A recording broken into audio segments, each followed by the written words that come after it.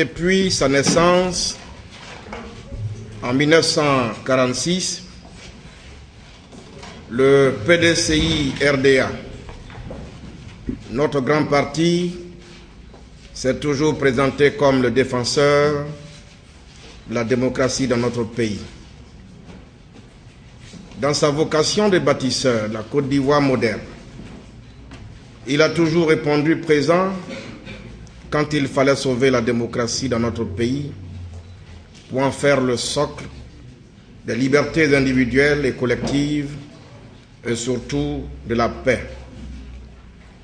Bien qu'il soit resté longtemps parti unique en Côte d'Ivoire, jamais le PDCI-RDA n'a fermé complètement la porte à l'expression plurielle des opinions politiques en son sein comme au niveau de la nation, confère les dispositions de l'article 7 de la Constitution de 1960.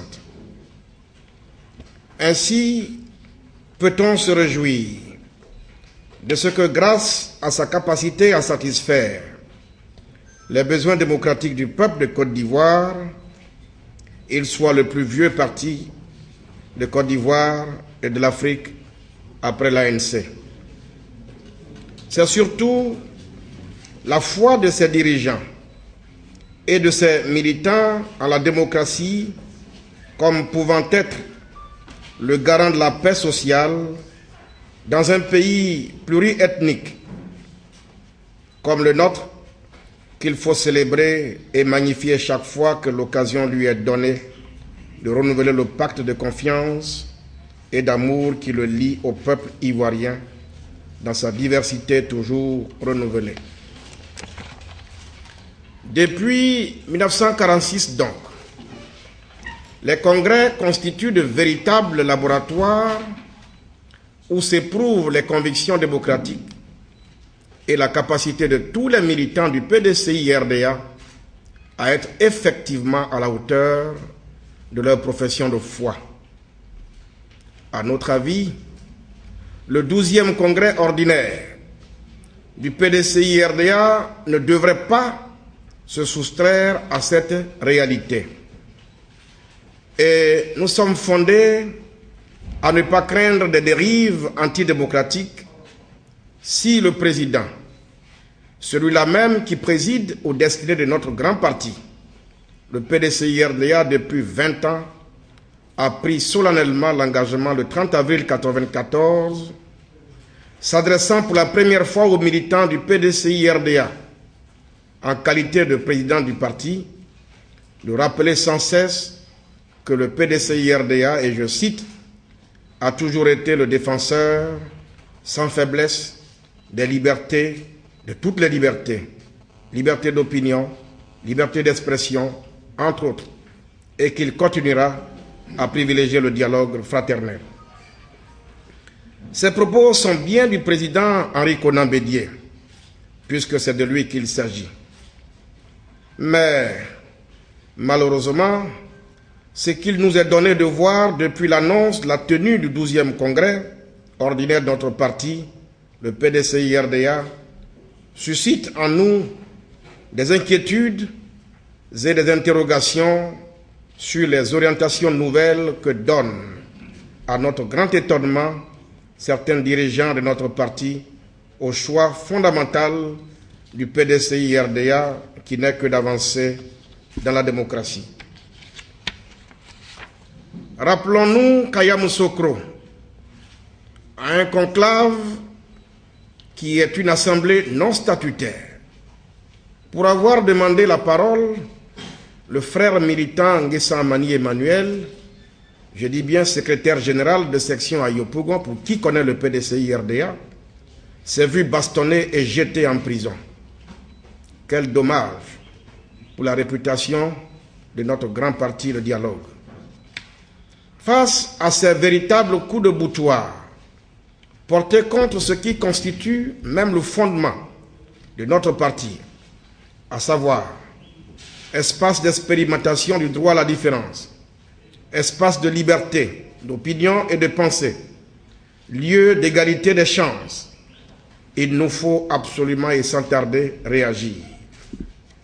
En effet, malgré nos appels à la raison et au retour à l'esprit du président Félix Houphouët-Boigny pour que le linge sale se lave en famille, nous assistons à une volonté manifeste de la part de certains de nos frères et sœurs de faire fi de notre tradition de parti démocratique pour laisser planer sur le 12e congrès l'ombre d'une dictature naissante et de réduire au silence quiconque oserait chercher à comprendre les motivations réelles de cette image de lutte souterraine acharnée qui ont fini par mettre sur le 12e congrès au cœur, au cœur d'une question de vie ou de mort. Va-t-on vers une tyrannie qui ne dit pas son nom?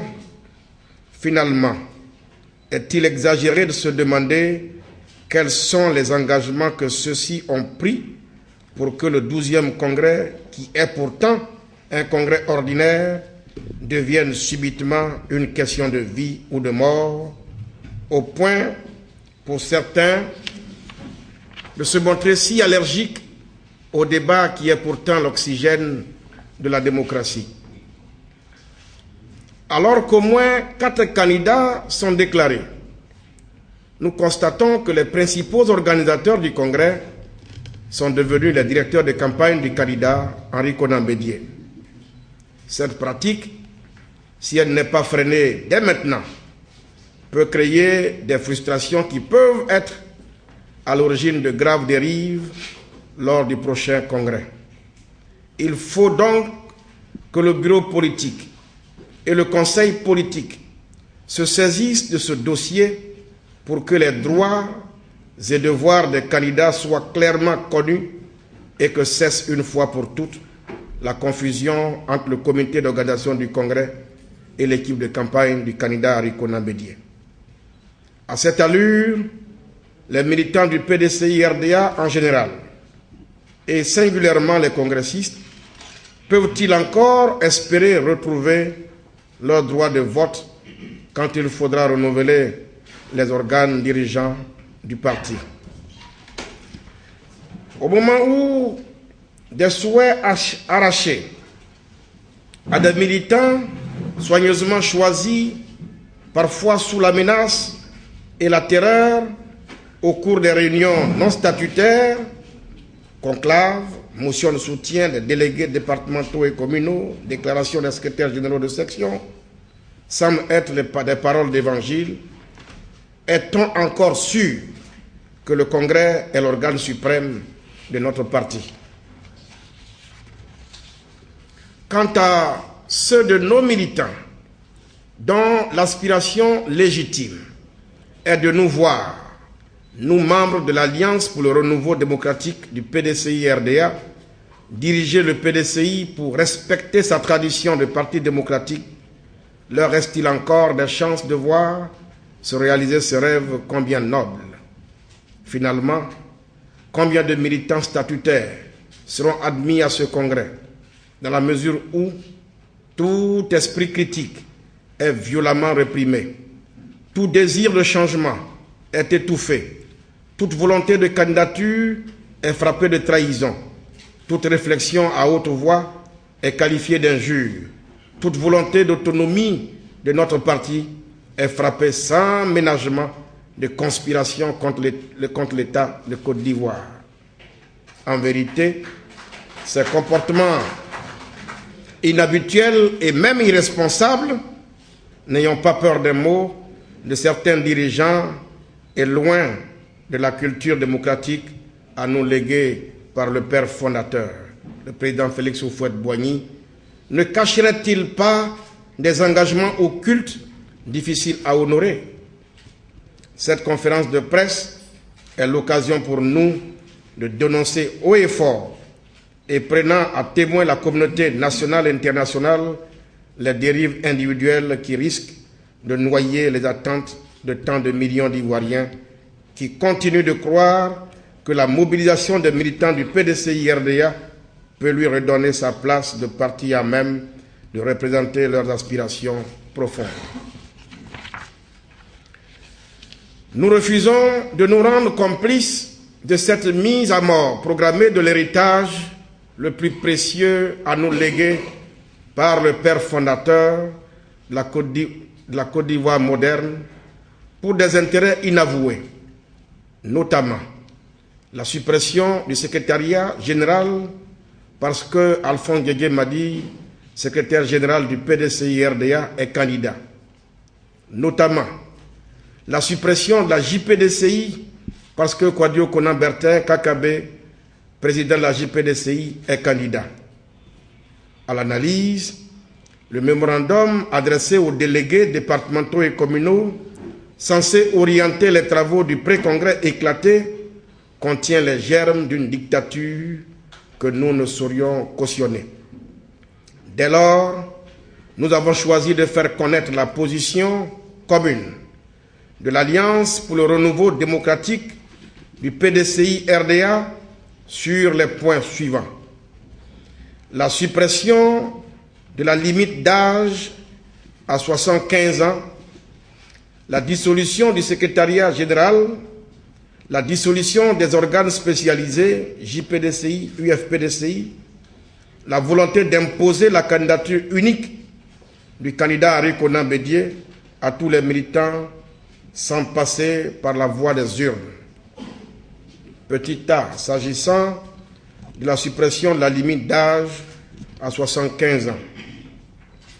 Selon les organisateurs du congrès et non moins directeur de campagne du candidat Henri Konan Bédié, âgé de 79 ans, la clause de la limite d'âge à 75 ans pour la candidature à la présidence du PDCI-RDA doit être supprimée au prochain congrès ordinaire. Leur objectif est de rendre éligible par tout moyen un seul militant, le président Henri Konan Bédié. Peu importe ce qui adviendra de l'avenir du parti. Et pourtant, cette disposition adoptée au dernier congrès a suscité tant d'intérêt pour nos jeunes qui ont vu la volonté des dirigeants actuels de favoriser leur promotion en s'engageant à leur faire la place dans l'esprit du président Félix Houphouët-Boigny et de ses compagnons.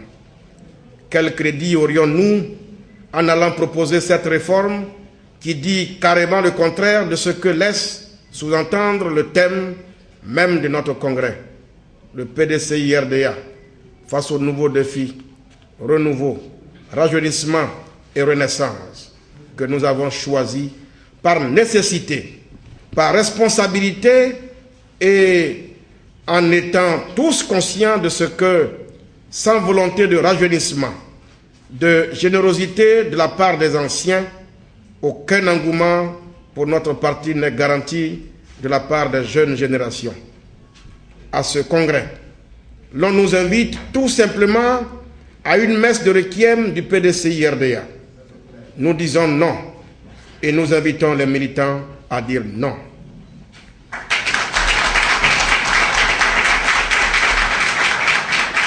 Un tel projet de réforme suicidaire et liberticide n'a jamais été discuté au bureau politique du PDCI-RDA.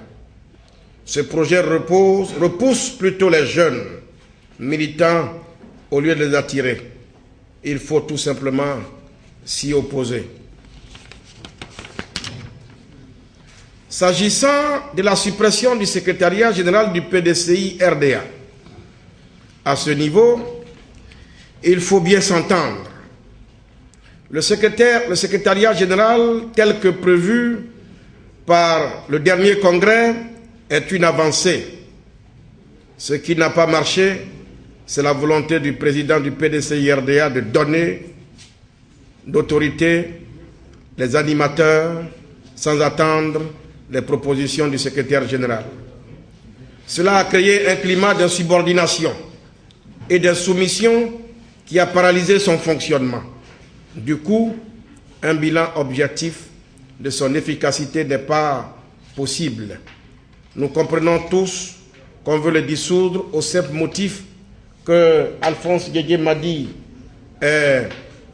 secrétaire général du PDCI-RDA, est candidat à la présidence du PDCI-RDA. il faut s'y opposer énergiquement. À notre avis, il faut se donner la chance de mettre à l'épreuve pour les 5 prochaines années un secrétariat général conforme au statut adopté à notre dernier congrès. S'agissant des autres organes centraux, tout comme le secrétariat général, les autres organes centraux, bureau politique, grand conseil, prévus par le 11e congrès, ont tout simplement été paralysés dans leur fonctionnement par le nombre pléthorique de leurs membres. Il faut les maintenir en réduisant tout simplement le nombre de leurs membres. S'agissant des organes spécialisés, il faut maintenir en l'état la JPDCI et l'UFPDCI pour éviter la discrimination, voire la ségrégation entre jeunes urbains, ruraux et scolaires. Il faut s'opposer à la dissolution de ces organes pour la simple raison que le président de la JPDCI, Kouadio Konan Bertin, est candidat à la présidence du PDCI RDA.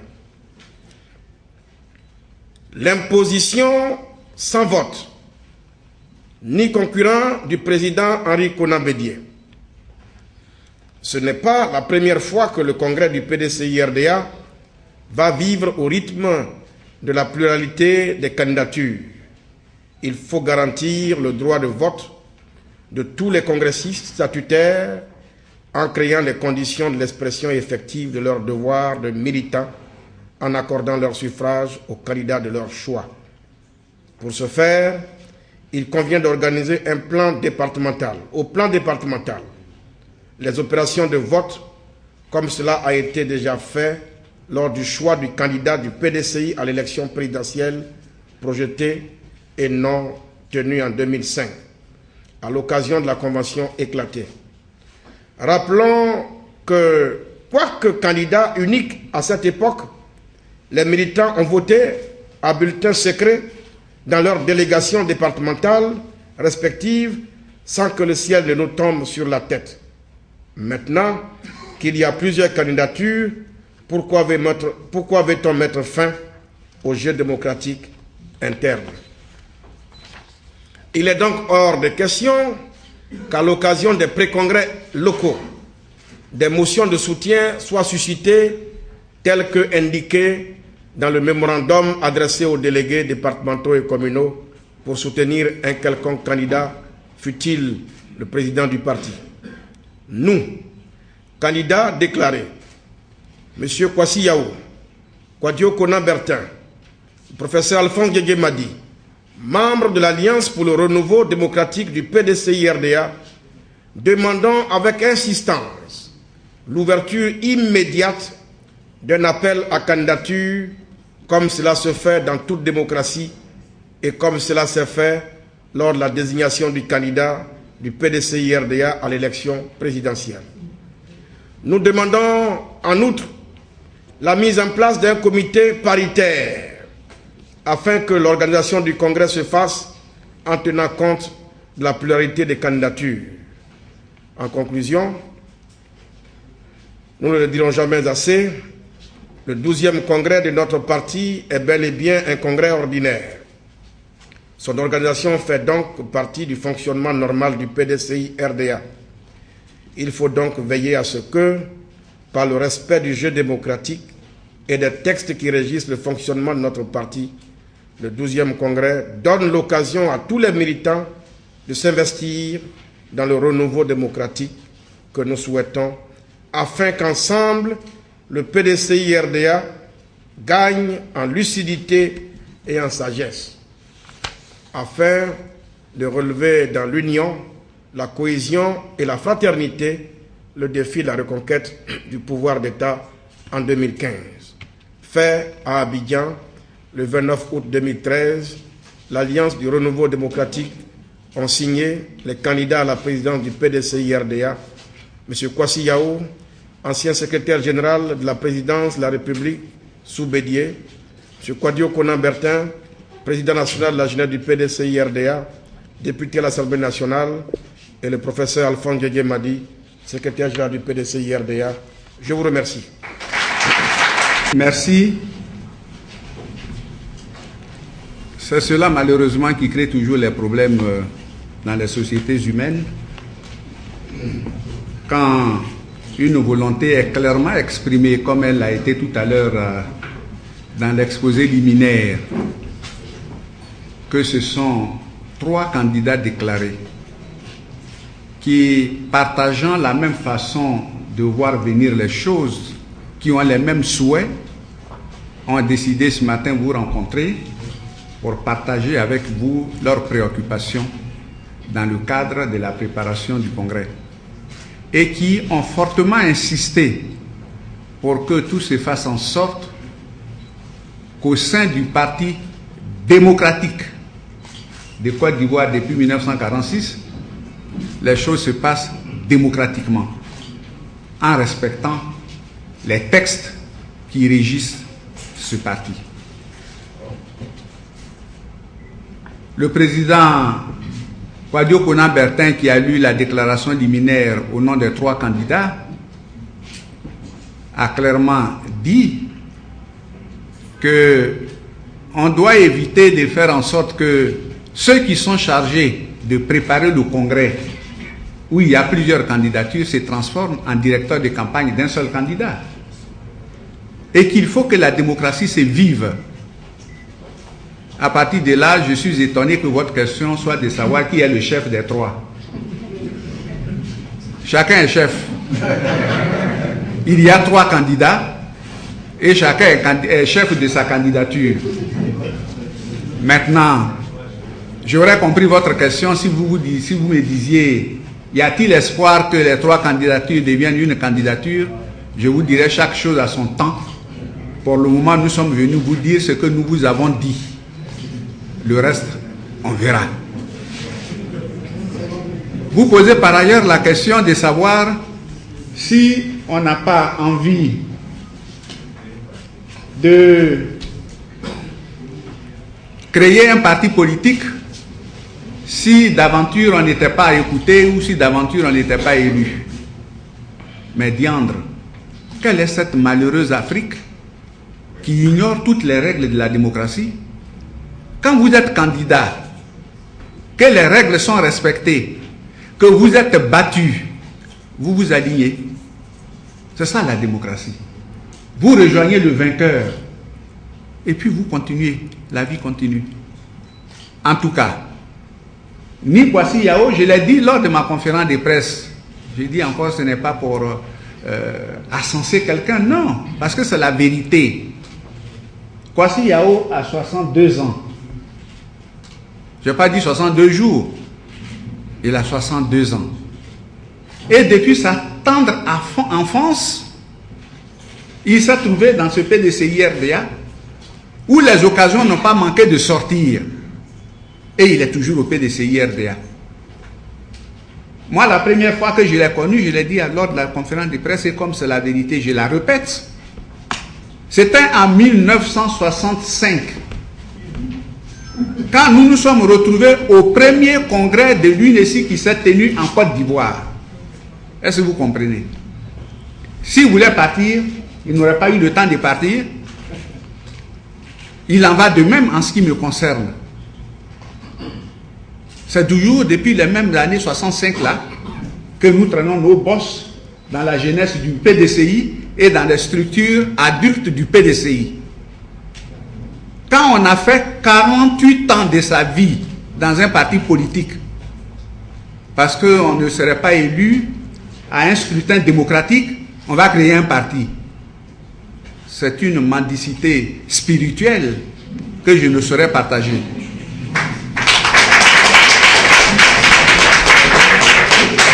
Je reviens à Kakabe, qui est le plus jeune d'entre nous. Mais lisez le milieu politique ivoirien. Il y a des gens de son âge qui sont ce qu'ils sont. Il y a des gens de son âge avec lesquels lui aussi s'est trouvé à l'université et milité ensemble, qui sont aujourd'hui ce qu'ils sont. Mais pourquoi vous ne voulez pas respecter les engagements des uns et des autres? Pourquoi?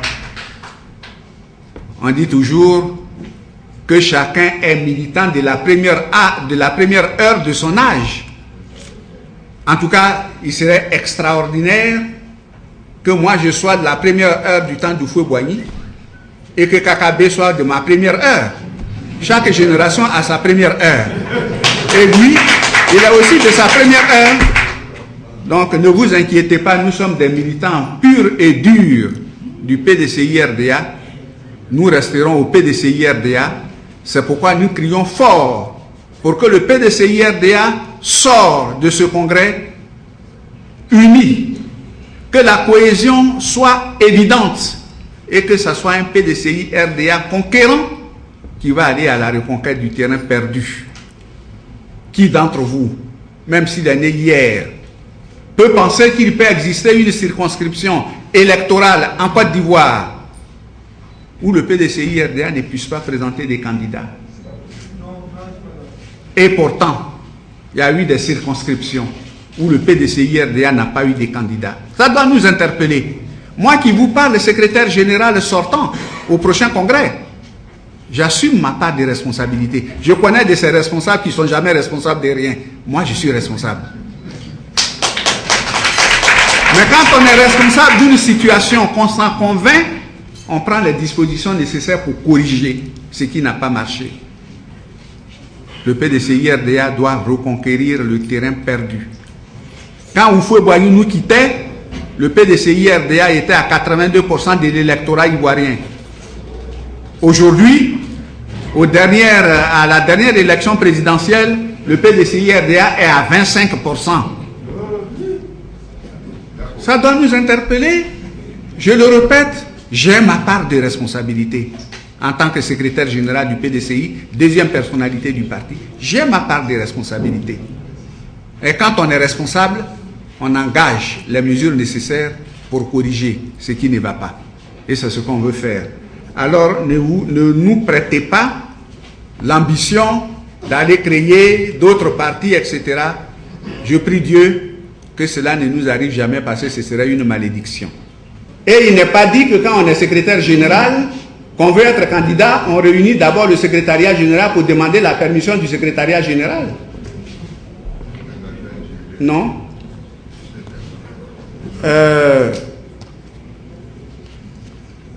Quand on veut être logique, on va jusqu'au bout.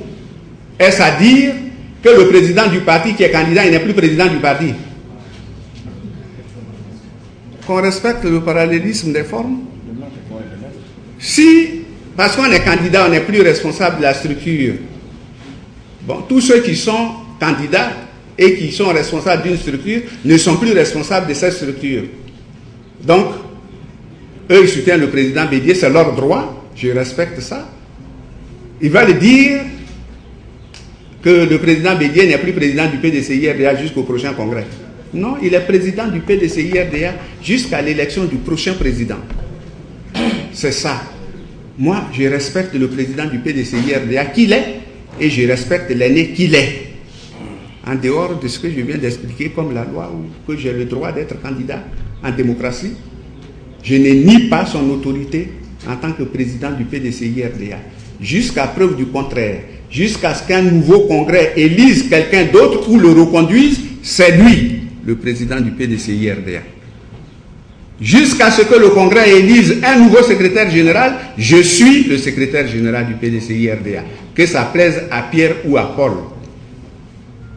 Jusqu'au prochain congrès de la JPDCI, qui a été reporté par une réunion du bureau politique. Ce n'est pas Kakabe qui a dit qu'il ne voulait pas aller au congrès de la JPDCI. Devant la situation de crise qu'on vivait, c'est un bureau politique du PDCI qui a demandé le report de tout congrès. C'est pourquoi même on est en train de parler du 12e congrès du PDCI. Le dernier est de 2002. Le 12e, ça c'était le 11e. Le 12e aurait dû être en 2007. C'est tous les 5 ans, les congrès ordinaires. C'est la situation politique du moment qui a amené le bureau politique à demander le report de tout congrès et du PDCI lui-même et des organisations spécialisées. UFPDCI, JPDCI. Jusqu'au prochain congrès là. Même quand il aura 75 ans, Il est président de la JPDCI jusqu'à ce qu'il ait un congrès, qu'il fasse son compte rendu et qu'on élise un nouveau président. Mais ce n'est pas par une déclaration à une conférence de presse qu'on devient président de la JPDCI ou qu'on devient secrétaire général du PDCI. Je note une volonté manifeste de la part du candidat Bédié de semer le désordre et dans le parti et souhaiter que nous répondions pour que nous soyons accusés de violence. Voyez-vous, moi je suis plus jeune. Et c'est parce que je suis plus jeune que je vais être président du PDCI-RDA. À cet âge, je n'éprouverai aucune gloire à revendiquer la JPDCI-RDA. Et j'ai fait mes preuves. C'est cette mentalité de misère qui s'empare subitement de beaucoup d'entre nous. Parce que je sais le contenu. Mais je n'empêcherai pas que des gens choisissent la forme de nourriture qu'ils veulent manger. Le problème qui se pose ici, et je vous inviterai à une autre conférence de presse, cette fois en ma qualité de président des jeunes du PDCI-RDA, avec tout mon bureau, au grand nombre, enfin en grand nombre. Il y a 68 membres de bureau que j'ai nommés, plus mes coordonnateurs. Je vous appellerai, vous allez les compter devant moi. Et on va prendre une décision. Celle de dire qu'il n'y aura pas de congrès du PDCI-RDA si les jeunes ne sont pas associés. Parce que j'imagine que c'est à cela que Bédié veut nous conduire. Le thème du congrès est évocateur des enjeux. On ne peut pas décider de l'avenir du PDCI-RDA en dehors des jeunes. Donc c'est un débat qui va avoir lieu, que les gens ne se pressent pas. Le PDCI n'appartient à personne. Nous sommes battus tous pour qu'ils vivent après les événements que nous avons connus. Et notre souhait le plus ardent, si on est militant digne, c'est de dire qu'il faut que le PDCI revienne au pouvoir en 2015. Pas après. Donc, notre démarche à nous trois, c'est parce que nous sommes soucieux de cet objectif-là que nous voulons un PDCI uni, soudé. Parce qu'au sortir du Congrès, il doit être capable de reconquérir le pouvoir d'État, pas émietter. Mais ça ne veut pas dire que nous n'avons pas les moyens de répondre à tout ce qu'on va nous dresser comme obstacle. Et puis, on va à un rendez-vous pour frapper un secrétaire général, fut-il jeune. Est-ce que vous pensez que c'est avec... Vous pouvez engager la violence avec les jeunes? On se connaît au PDCI-RDA. On se connaît. Il ne faut pas que les gens nous poussent à autre chose. Ce n'est pas par la FRC qu'on va nous maintenir, donner un président, parce que de toute façon, quand vous avez fini de prendre le PDCI-RDA avec la FRC, est-ce qu'ils voteront pour vous en 2015? Est-ce qu'ils voteront pour vous en 2015? Nos militants sont lucides. Nos militants savent observer aujourd'hui. Nos militants comprennent la réalité des choses et ils n'accepteront pas de se laisser distraire. L'objectif et l'essentiel pour nos militants, c'est qu'ils ont trop souffert de notre absence à la tête de l'État de Côte d'Ivoire et leur rêve, c'est que le PDCI revienne au pouvoir d'État en 2015. En 2015. Et observez bien, allez-y écoutez Guy Defer, lui qui n'est qu'un simple artiste comédien. Allez-y l'écouter. C'est à croire que quand on a des ambitions qui soient contraires à celles de Bédié, systématiquement, on est contre Alassane Ouattara. Comme si les ambitions de Bédié sont subordonnées à celles d'Alassane Ouattara. Et donc, vouloir subordonner les ambitions du PDCI-RDA à un individu ou à quelqu'un d'autre en dehors de la maison. Nous avons tous porté Ouattara au pouvoir, devant tout le monde ici, au grand jour. Personne ne nous a ligoté pour le faire. On l'a fait parce qu'on a voulu le faire. On l'a fait parce qu'on y a cru. Et le président Ouattara sait. Ils sont RDR, nous sommes PDCI. Nous sommes dans une alliance. Point. Dans l'alliance, il y a ce qu'on appelle le respect mutuel. Alors, qu'on ne nous distrait pas Même si je sais par ailleurs que une de leurs stratégies, c'est de faire venir le ministre de l'Intérieur à leur congrès pour qu'il signe séance tenante les papiers dès l'entame, pour ne pas avoir besoin de prendre 3 mois pour faire les enquêtes. Mais moi, pour faire les enquêtes sur moi, il faut faire 3 mois.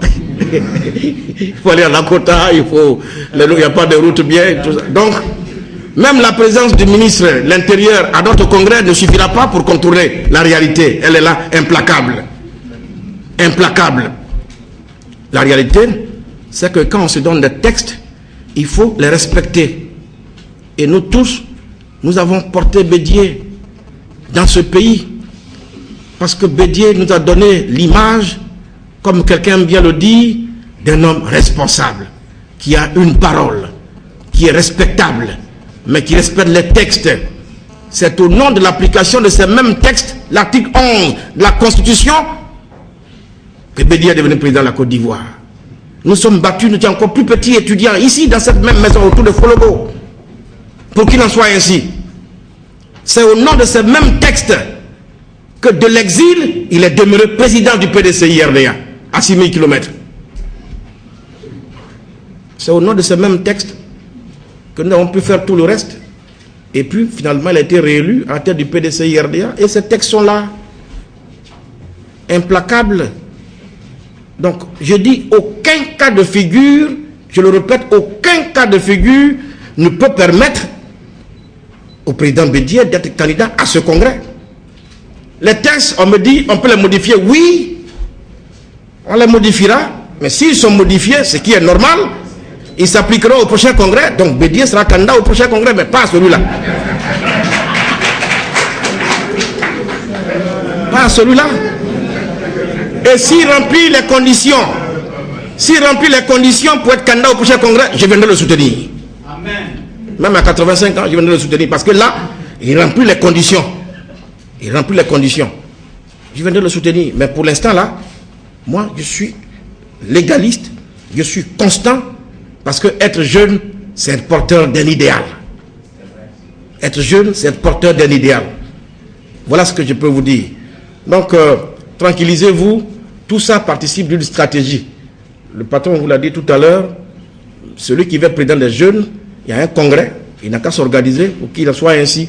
De toute façon, la jeunesse du PDCI-RDA avait été déjà dissoute sous Koné Mahamadou, sous le même président Bédié également.